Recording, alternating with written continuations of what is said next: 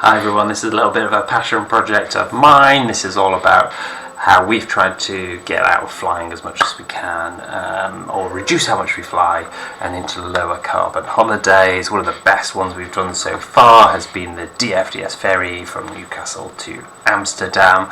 So let me take you through to the booking page and things, and the prices, and what we did last spring, because I'd really recommend the Netherlands in spring. It was beautiful. We went in April. It was a late Easter trip, so Easter was particularly late last year in 2024. So there's often a 20% early booking discount. This comes up in autumn and winter. I think last time I thought it was a January sale. Well, let's reduce my face. And so there's 20% off now currently, and you even get mini breaks from £41 per person or something, etc. And so I'm going to show you what the price might be for bank holidays in April, or the Easter bank holidays, etc. So this is in euros, but this might be about what you pay. For a car, you're paying €120. So if you're just going to walk on or take a bike, which you can do, one bike per person, although you've got to book separately, you can get that off, and so you're cheaper, etc. And if you've got a bigger car, you've got to pay slightly more. But yeah, this is the cheapest one. Otherwise, you get 2 bunk beds, etc. There's premium bunk beds and things like that. So without further ado, let's show you what a good time we had last time in the Netherlands, and what we did and what the highlights were. So here we go. So this was the view as we arrived into Amsterdam, I think. Yeah, this is the Amsterdam, or Maiden port, a big industrial estate that's there. Good. Honestly, this looked like a coal-fired power station or something to me, or it might have been a steel smelters or something. But yeah, there's renewable energy too, and you do come through this massive wind farm as you arrive into Amsterdam. This was a bit of a highlight. This has just been to a car show in the UK. This is the King of Belgium spec Aston Martin, quite beautiful. All the border guards were sort of asking for photos and stuff because they really liked it. It looks like a James Bond car essentially.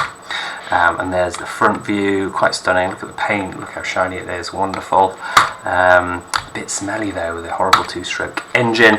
And so this is what the experience was like in a car. You go through the border, you go through customs, and then you drive onto a deck like this.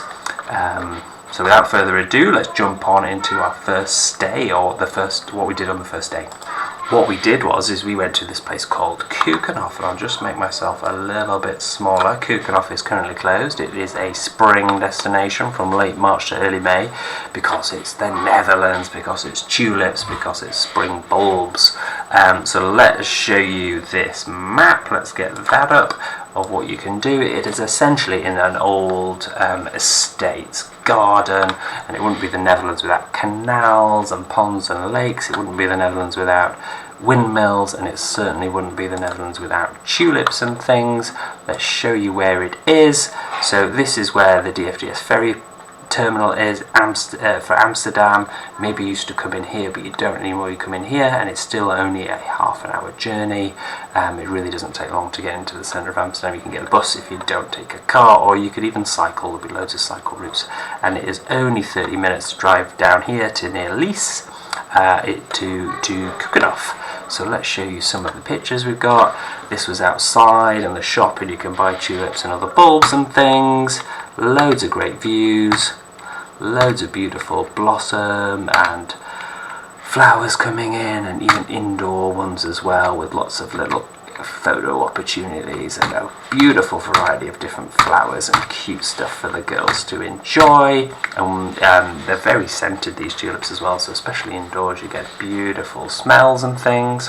But as I say, it would be the Netherlands without a windmill, and this was actually bank holiday Monday, or it was Easter Monday, so it was very busy. It was open, but you had loads of tourists queuing up for the big photo opportunities, and so this was one of the famous ones, and so there's loads of people queuing up to take photos here, and everyone was getting a bit short with each other, but we had fun. It also wouldn't be the Netherlands without clogs and stuff as well, so there's other things to see here too, and lots of other photo opportunities if you want to get something for home as well. So beautiful girls.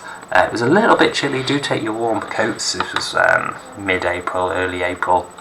in 2024, and it is a little bit nippy. But there's other things to see as well, and there's some clogs to standing, and some, is that Miffy? Is that Bunny Miffy? I think that bunny is Miffy. So lots of things to do and see with the family. And we'll just end on one of my favourite flower displays that they had. Beautiful mix of purples and yellows and apricots and stuff here. Stunning. Really enjoyed it. I'm a bit of a gardener, so I really liked it. But why did we go? Well, we went because we wanted to go to Centre Parcs. We thought that would be a nice family holiday. And so Centre Parcs Europe has lots of different opportunities. You get lots of different activities and things. You'd be surprised how low the age range is as well, so young kids could go and not just the older kids doing crazy things like water skiing, etc. There's loads of more accessible stuff, but the price versus the UK Centre Parcs is a lot less. We looked at trying to get a lodge in some of the UK ones. It might have been up to £3,000 for a month, of course it would be a lot, for a week, but over in the Netherlands it was a third of that, so I think we paid £700-800 or maybe £1,000 for a lodge over in the east of the Netherlands, rather than the UK. So this is the one that we stayed at, the Kempervennen, which is in the north of Brabant or Westerhoven. Anyway, so let's show you where it is. It's less than 2-hour drive from Maiden, but it's all the way down here past Eindhoven. But we had loads of fun down here. There was loads of Germans, Belgians and Dutch people there, and it was kind of quite beautiful. There's loads of different things you can do here. I think we just got the basic cottage, etc. But you can pay for more. You get more tellies in the premium and the VIPs and things. But yeah, it was really nice. What's the classic things that you can do there? Well, we'll show you the village map here. I think that's got everything on. So you've got the water park and the Aquamundo, and there's lots of slides and all that kind of jazz there. So we can zoom in a wee bit, and you've got all these different lodgings and things. There's actually here is a dry slope ski, so you can go do dry slope skiing, etc. You can book special accommodations, so these are like lodges on the water, which are pretty special. Down here you've got different water things. So this is like what was it called? This is like a water obstacle course. That looks really fun if you've got older kids, etc. There's little lakes all around all the different accommodation. Can't quite remember where we stayed, but it would have been around here, I think.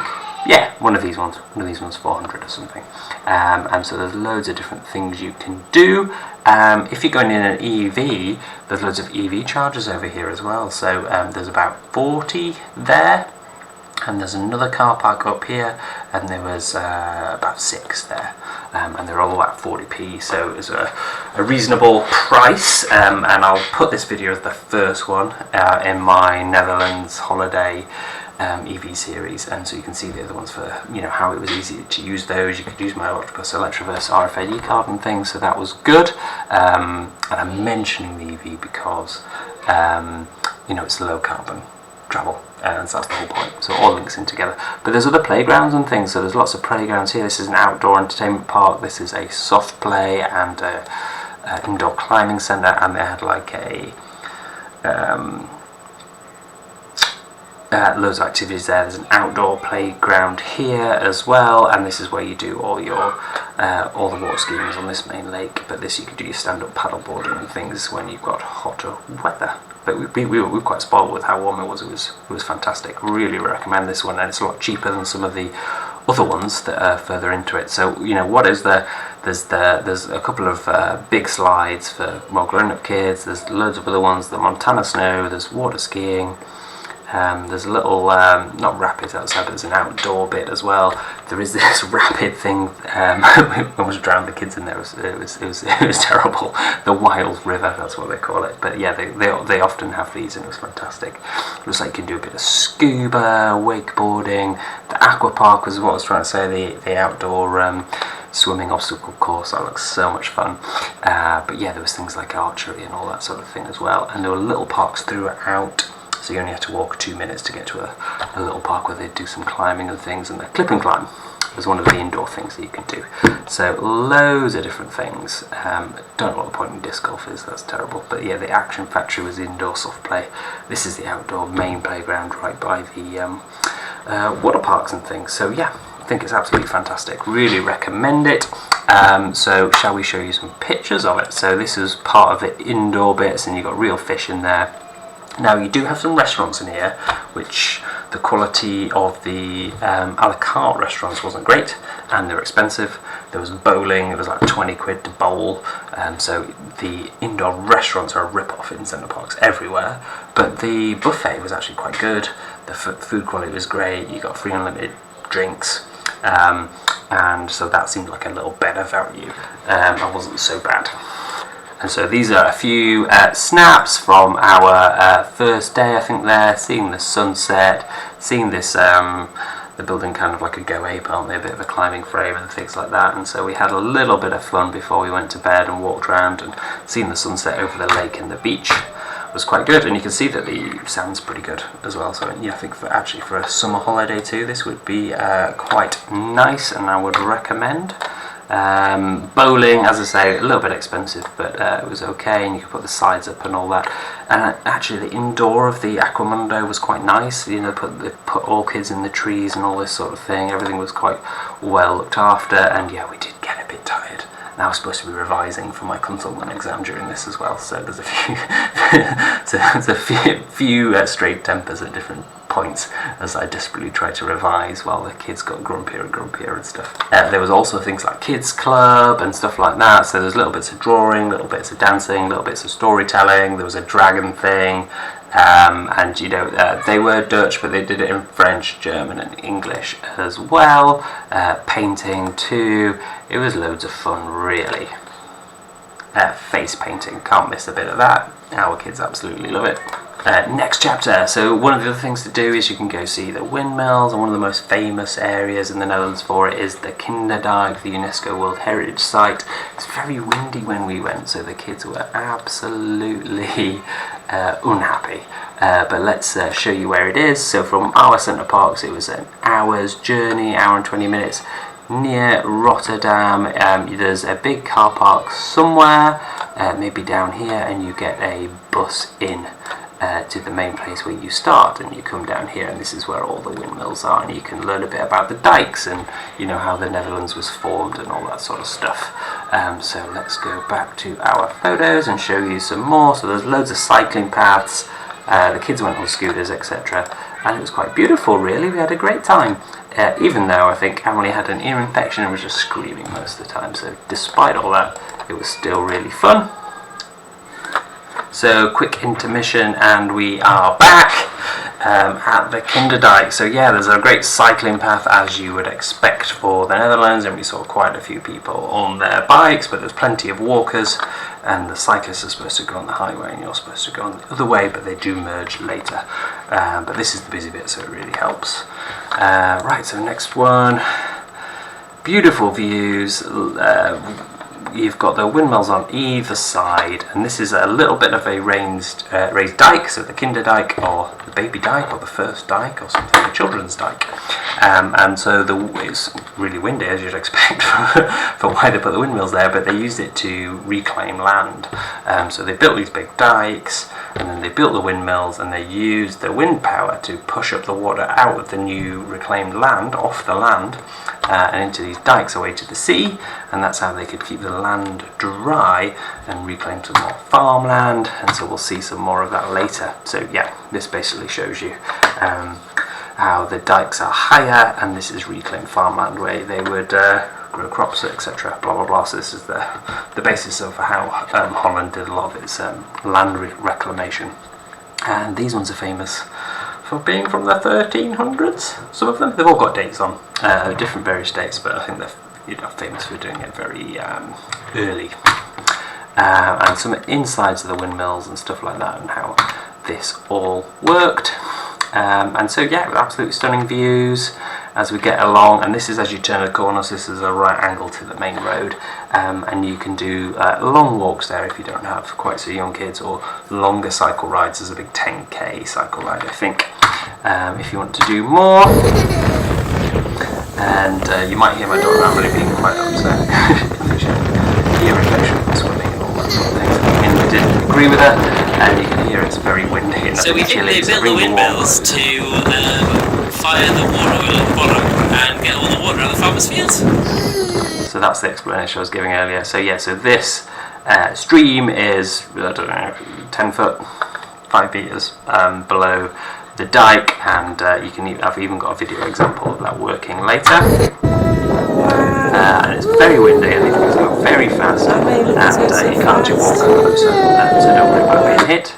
But yeah, you can get very, very wet. So this next video didn't work last time I tried to load it. Yeah, I'm not sure it's going to do its thing. But yeah, you can see all the water getting sprayed, and so it'd be sprayed up this channel and into the main dike and away to the sea, and keeping the farmers' fields dry. So sadly that didn't work, but yeah, you can see a grumpy little toddler with a sore ear, and we're just pretending grumpy faces back at Centre Park. So a quick pause while we move on to the next stage, and here we are again, and the next stage is Efteling. So let's show you Efteling. Efteling is the Netherlands' biggest theme park, and it's a great theme park. It's renowned throughout Europe as being fantastic. Loads of things to see and do. They've got a big hotel there. They were expanding their hotel offering, and one of the amazing things was in the car park. If you go right the whole way round, they've got a solar panel called a car park, absolutely huge, and there was even 200 EV chargers there, so clearly catering to the long distance traveller European EV owner to come and get your car filled up on solar for reasonably cheap as well, and there's so much provision that you're never going to run out. So yeah, that's another advantage to that. So discover the theme park. They've got winter things, they've got Christmas things, and they've got spring and summer. But yeah, view all attractions. Why not just show you a few? Go away. So they've got the big thing. So it's not the Nemesis and Alton Towers, is it? But Alton Towers have got a version of this. And then there's different sort of things to see and do. They've got a dragon themed one. Symbolica was a little tame one for the kids, but it's a fantasy castle based thing. And there's this pagoda, this Japanese pagoda or Thai temple pagoda, which was fantastic. We didn't do this one because I think the kids were a bit scared, but we did do what did we do? We did do the pirate ship, and they were terrified. It was quite fun. But there's loads of things like the monorail and these gondolettas and things, and more little rides, etc. On which they absolutely love. There's loads to see and do, and the paper gobblers and stuff. And even our eldest went on her first roller coaster and loved it. So these are some of our highlights for while we were there. This is like a mock Arabian thing. It's a bit dated and may seem a little bit racist as you go round, but yeah, you queue up to go around this Arabian themed area, and then you get on your little boats to go around the canal. Didn't get any pictures inside. It was a little bit moist when we were there. Yay! Yay! And he's singing at you as you do it. Yay! Papia, papia. And this is my wife and my daughter. Great pictures, Dad. You clearly chose the best place to stand. Got very told off for choosing the wrong place to stand. But yeah, just about got a picture of her on the first roller coaster, so that was amazing.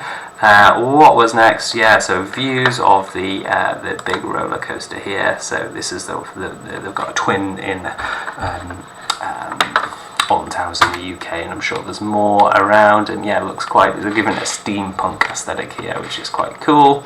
But these little trains are great for littler kids. They were 2 and 4 at the time, I think, or 3 and 5, or just 3 and 5. So they were quite little. Teacups were fun. Their version of it's a small world after all, so you're going around the different countries. This is the Netherlands, in case you can't tell, with the windmills and things. Is this the French one? Yeah, the French one. The French one's had prostitutes and things. It was quite funny. And British, and then there's a Chinese one coming up, and Japanese. Yeah, all the way around. But that was quite fun. So these were all fun. So Efteling was great. Really enjoyed it. So we'll pause there to show you the pagoda. This goes miles up in the air, really exciting. But a quick pause.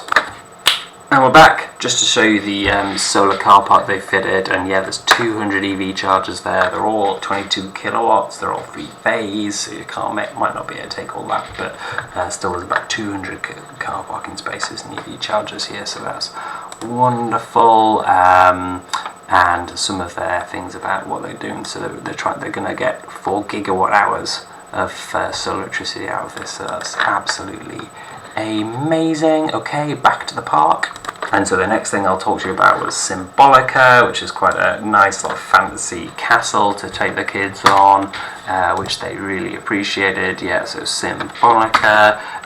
You initially walk in with a group, and you get to walk around these places, and you get some, so this was not live action, but this was a sort of puppet that spoke to you and told you a story, and all these things, globes slide around, and it's a wizard theme, and they've got a jester that shows you around, and there's lots to see and do. And you go on little carts at the beginning, and you go around and you get this king's feast and all this sort of thing. It was quite fun, but later you get on your own little carts and go around. These are things you can rent. We were accidentally stealing them, getting on one ride. Someone had left it by the ride, and they would leave it there, go on the ride, and we would accidentally borrow it. It was stealing. And then we would go to the next ride, and it'd be gone, and be like, oh, God, okay, well, everyone's just taking these. But, of course, people were desperately searching for them, because you'd leave a big deposit on them. So, sorry, people of Efteling. But, yeah, you might want to leave Grandma with these or something, I don't know, because otherwise they get taken accidentally by idiotic Brits. And so this was a nice fantasy castle area, sort of an old fairy tale. So there's like every fairy tale you can think of from the Brothers Grimm. There's a little area within a fantasy land for the kids to go on, and there's sort of all these little houses and toadstools and castles. And then there's a cute little show here about these magic lily pads. So let's see if we can get that loaded for you. And sorry, my phone camera's not the best. Well, it should be 1080p.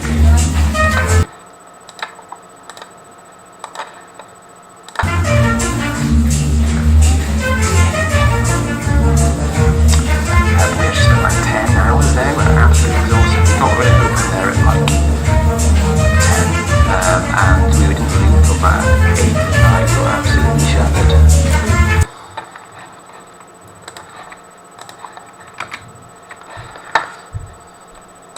But back to Centre Parcs, and this is an example of the little beach that I showed you earlier, which is quite good, with a big playground in the background, obligatory sandcastle. There was a little petting zoo for sheep and goats. Don't forget to wash your hands for E. coli, etc.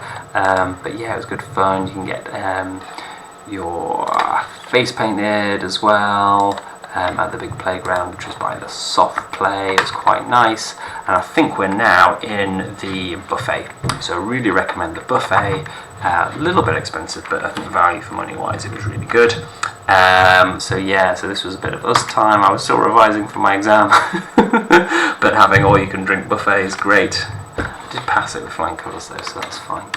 So yeah, we had loads of fun doing it. And actually this was one of our last days, and in this part of the buffet restaurant there is a little slide, and not soft play, but a little playground for the kids, and you're right by the indoor water features and stuff in the whole Aquamundo or the water park, so it was quite fun. And I think this was our last night before we left, because next we decided to go somewhere else on the way home, because we were leaving, had to be out by 10, but we didn't have to be at the ferry till 2, so we walked around Efteling. So we drove to Efteling, Utrect, and so this is the mall at Utrect, because from where we parked, we walked through the mall, etc. And we were getting a little bit tired and a little bit exhausted, and just had a little play around here and ate and walked along the canal a little bit underwhelming. We didn't really get to see that much of it because we were a bit tired and become a bit bothered really. But yeah, this is a Dutch bike park, so it wouldn't be the Netherlands without all this cycling, and the cycling infrastructure was just there and automatic and brilliant as you would expect. So I think we've got a little bit of a few pictures for the ferry going home. And so this is us in the bunk beds, so you can pull these down. They're up at the moment, so you've got a bit more headroom and a bit of walking room, etc. But you obviously pull them down, and I think we got these from the Primark, these great King's Day or Netherlands Day hoodies and dresses, which the girls wear all the time. But beautiful views, beautiful day, the day we were leaving and getting on the boat, but it obviously gets a wee bit windy.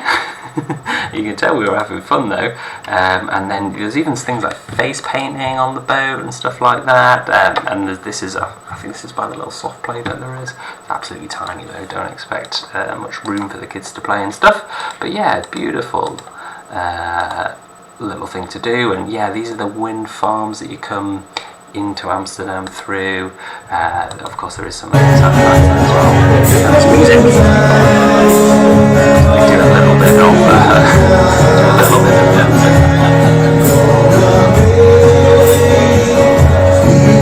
so this is by the cafe, this is by one of the coffee shops. It was supposed to be a posh lifestyle restaurant, but it wasn't. You see a lot of this year.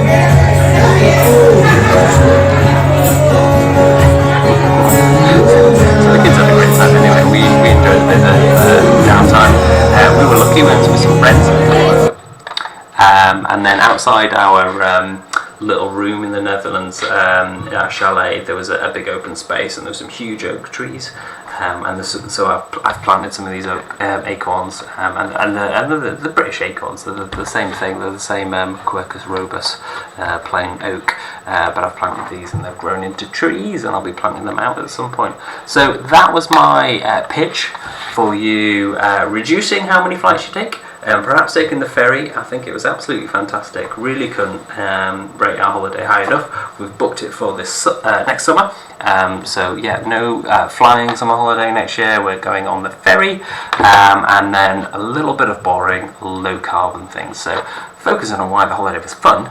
But this is why we chose to do it this way, because we could have flown to Eindhoven, I suppose, couldn't we? So let's get my Twitter thread up for why we didn't. So I just shared this with a few of Twitter friends about why we were doing it. So Glyn Hudson's taken his EV camper van. He's got great videos on heat pumps as well, and self-installed his own, and he's co-founder of this open energy monitoring thing. So if you want to have a look at his heat pump stuff, click here. 27 minutes, right, I'll put a link in there. Great. Again, Tom Bray, another Twitter friend or YouTube friend or acquaintance, and he's got loads of good stuff on heat pumps too, and Abigail as well. Abigail's actually an engineer and EV advocate, and was part of the Sussex Hydrogen Society, or the chair, and will tell you exactly what hydrogen is not useful for, because you may be aware of some of the hydrogen myths, so she can create those for you. Yeah, so essentially, by taking the train from our house so that we could get the metro, then walk, and then get the ferry, we would reduce our emissions the most. So we would only do 12 kilograms per person. So if you times that by 4, that's what, 50? Less than 50 kilos of CO2 equivalents taking the train and getting the ferry. Bringing our EV on the ferry is about 30 kilos, which is not good, but is less than the petrol version, which is fantastic, but it's 70% less than flying, which is wonderful. Whereas if we were going to get a short haul flight, we would emit 100 kilos per person, so 400 kilograms of 0.4 of a ton, whereas getting 4 people on here is 120, so only 12% of a ton. So that is wonderful. So that's why I'm advocating sharing for it. A, it's a brilliant holiday. 2, better for the environment and things like that. So yeah, and one of the other good things was that you could, as you leave the North Shields ferry terminal, you can see the Dogger Bank construction site. So this is a huge wind farm that's being built out in the North Sea, which is going to be 4 gigawatts or more of wind.